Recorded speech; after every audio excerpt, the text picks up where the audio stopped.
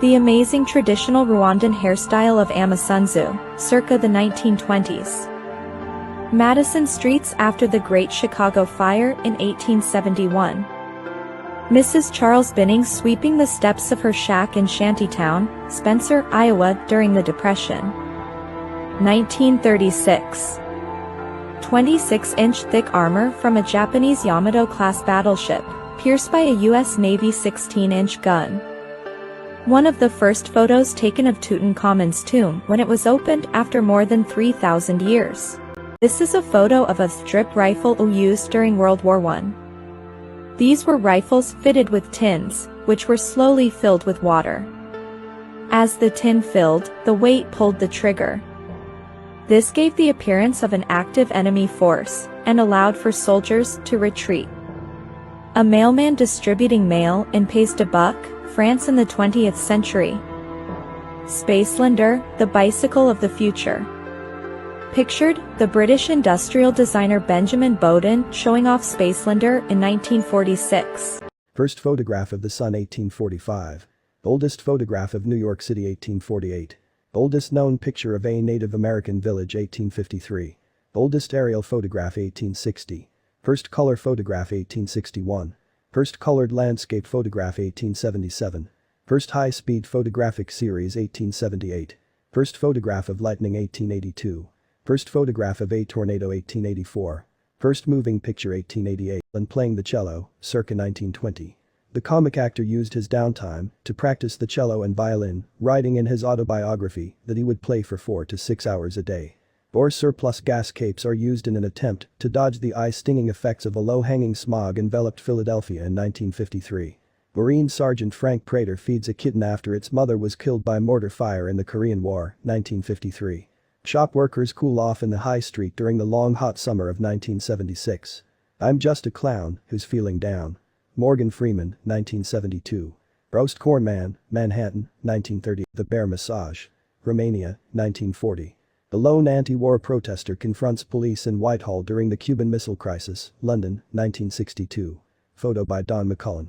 A huge trash can in Times Square that shames New Yorkers for their bad trash habits, 1955.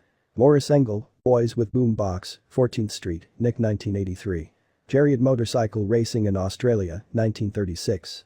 An ice cream seller, UK, 1935. Freddie Mercury on a train during hot space tour of Japan, 1982. The Horse Trainer, 1899.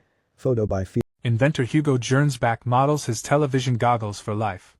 Robert McGee was left permanently scarred after surviving a scalping at the hands of the Sioux tribe in 1864, when he was just a 13-year-old orphan. Magazine in 1963. A pile of American bison skulls sits at an unspecified location, waiting to be ground down into fertilizer, circa Howard Carter opening the sarcophagus of King Tutankhamun, 1925. World's biggest baseball player, 450 pounds, 1908. An aerial view of the Blue Dragon River in Portugal. The testing of a bulletproof vest wide onlookers watch on in interest in Washington, D.C. on the 13th of September 1923. The trip to the dentist back in 1892. Egypt's exiled King Farouk shows off his curves Capri, Tully 1953. World War I soldier tests his gas mask while peeling onions. Camp Kearney, San Diego, USA, 1918. 25th President of the United States, William McKinley, walking up the stairs of the Temple of Music on the day of his assassination, September 9, 1901. Painting World War II propaganda posters, Port Washington, New York, 8 July 1942. Man charging an electric AMC Gremlin. Seattle, USA, 1973. Talk about a picture that fooled me at first glance. I thought it was just an ordinary photograph. But it turned out to be an oil painting by Ludwig Deutsch from 1888, titled Guarding the Palace. The level of detail is simply astonishing. Imagine doctors from our time doing something similar. Here we have a group of doctors posing with their former patients in Finland during the 1920s. Quite a different scene compared to today's medical practices.